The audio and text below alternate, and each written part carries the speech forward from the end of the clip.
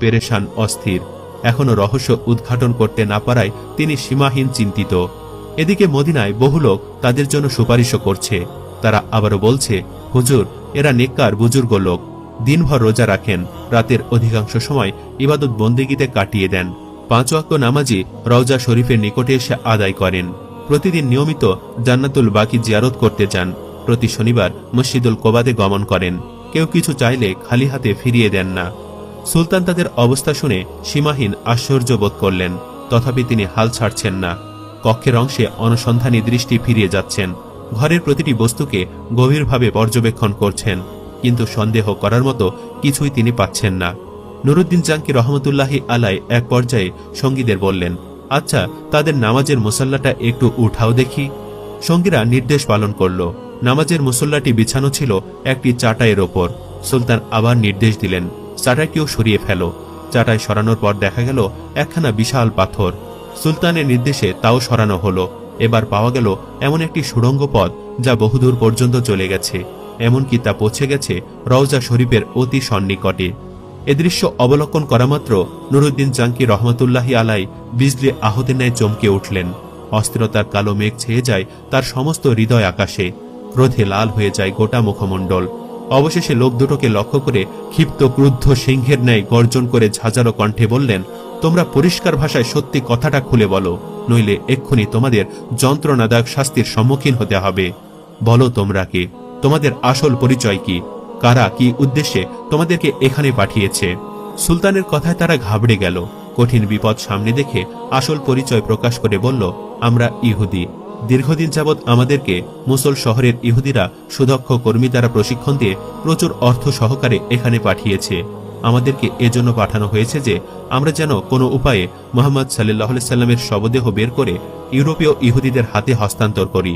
এই দুরূহ কাজে সফল হলে তারা আমাদেরকে আরো ধন সম্পদ দিবে বলে প্রতিশ্রুতি দিয়েছে। সুলতান বললেন, তোমরা তোমাদের পরিকল্পনা বাস্তবায়নের জন্য কি পদ্ধতি অবলম্বন করেছিলে, কিভাবে তোমরা কাজ করতে? তারা বলল, আমাদের নিয়মিত কাজ ছিল রাত গভীর হলে অল্প পরিমাণ সুড়ঙ্গ খনন করা এবং সাথে ওই মাটিগুলো চামড়ার মজকে ভর্তি করে অতি সন্তর্পণে মদিনার বাহিরে নিয়ে ফিরে আসা। আজ দীর্ঘ 3 বছর যাবৎ এ মহাপরিকল্পনা বাস্তবায়নের কাজে আমরা অনবরত ব্যস্ত আছি। যে সময় আমরা রওজা মোবারকের নিকট পৌঁছে গেলাম এবং সিদ্ধান্ত গ্রহণ করলাম যে 1 সপ্তাহের মধ্যে বিশ্বনবীর লাশ বের করে নিয়ে যাব, ঠিক সে সময় ধরে আমাদের মনে হলো আকাশ যেন ভেঙে টুকরো টুকরো হয়ে যাচ্ছে, জমিন যেন প্রচণ্ড ভূমিকম্পে থর থর করে কাঁপছে, যেন সমগ্র পৃথিবী জুড়ে মহাপ্রলয় সংঘটিত হচ্ছে।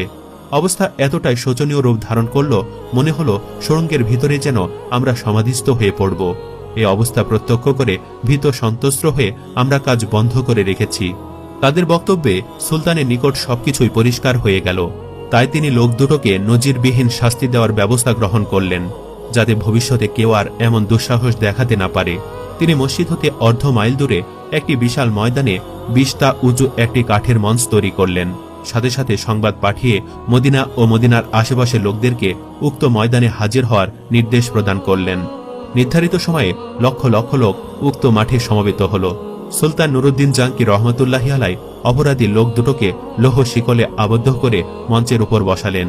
তারপর বিশাল জনসমুদ্রের মাঝে তাদের হীন চক্রান্ত ও ঘৃণ্য তৎপরতার কথা উল্লেখ করলেন।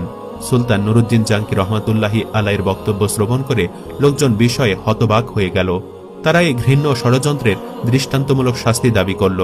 সুলতান বললেন, হ্যাঁ, এদের শাস্তি দৃষ্টান্তমূলকই হবে।